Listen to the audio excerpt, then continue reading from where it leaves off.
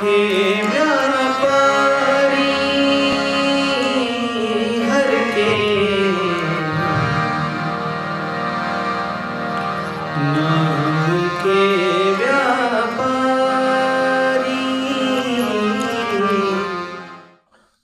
Waheguru Ji Ka Khalsa, Waheguru Ji Ki Fateh. Everybody, welcome to this week's episode of Life is Big. Now, if you noticed a few days ago, I posted a request for anybody who has had a change of the way of their life, i.e., living a certain life and coming onto the spiritual path. And lo and behold, my good dear brother Monty Singh from the Sikh Army has answered this call. So we're here to talk about his life experiences before, during, and after.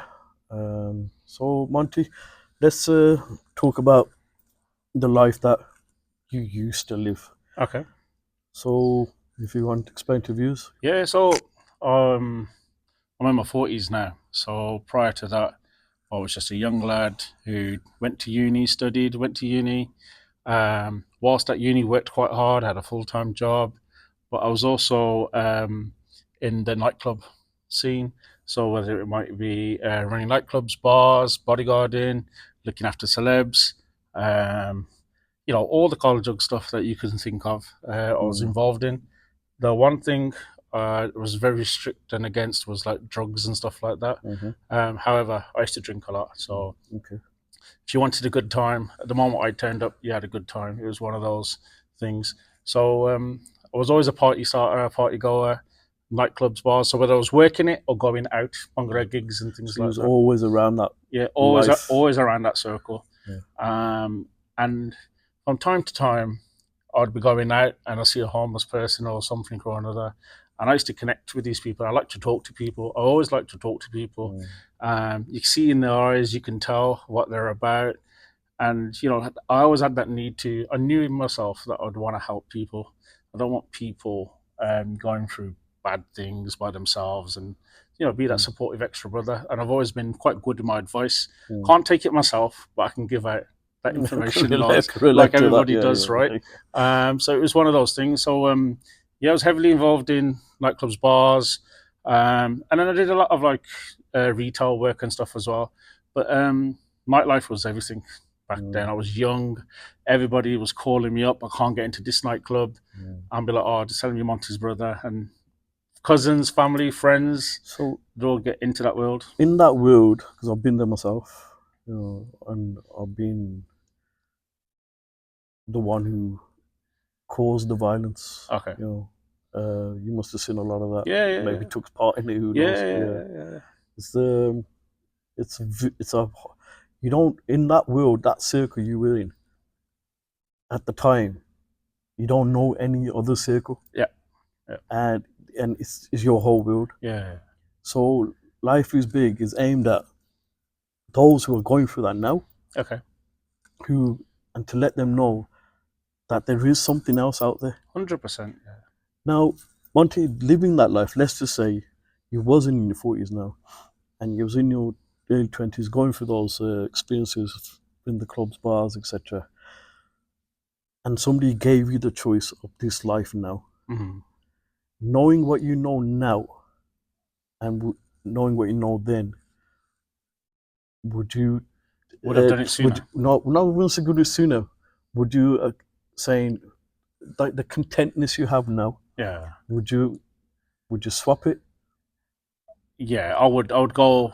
I would want to be the way I am now.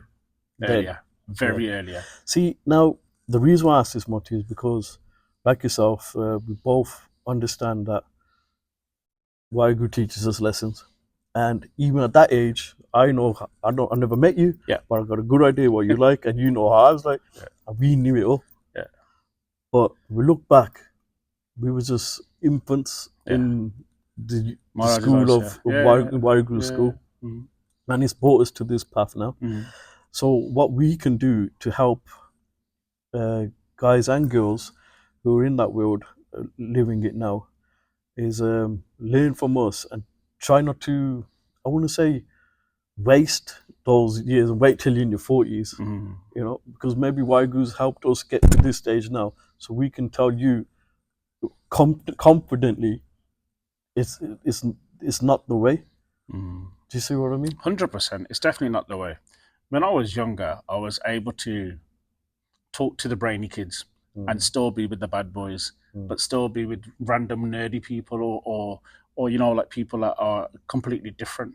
And the one thing I realized in myself is like I hold relationships very well, but you know, the important of Sangat is massive. Yeah. And if you want to change your circle, the only way you're going to change your circle or improve yourself is if you keep positive people around you. That's The right. moment when you're down or you're feeling negative, they'll tell you to your face why you're feeling sorry for yourself and pick you up. And then you should have a great Sangat around you. It's really, really important. But not just having a Sangat around you, you've got to willingly want to accept it, and you've got to want it bad enough. That's very Yeah, true. you really got to want it to make a difference. You're absolutely right. Funny enough, we just made a video with Core Foundations about Sangat, and what you say at the end of that statement is, I 100% couldn't say anything any more true than that. You're gonna have to want it. I mean, you're gonna have to realize The hunger has to be there. Yeah, you're gonna have to realize, look around you, that this Sangat isn't doing it for you. And even though you're no saint yourself, that Sangat is not helping you. The honest of it is, we're all sinners in this world. Yeah. And the idea is to get better and better in time. We're learning. Like, one of my reasons of not taking Amrit was I never felt I could be at that stage where I could be such in a healthy mind or thinking on a straight and narrow, without having any evil thoughts or negative thoughts. But I had a good chat with a Sangat, a friend of mine, right, who turned around and says to me, your journey's just going to start. You're going to make mistakes, you're going to trip up, and you got to learn with these things. But as long as you got a good Sangat around you, you can carry on through this and keep picking up the spots as you go along.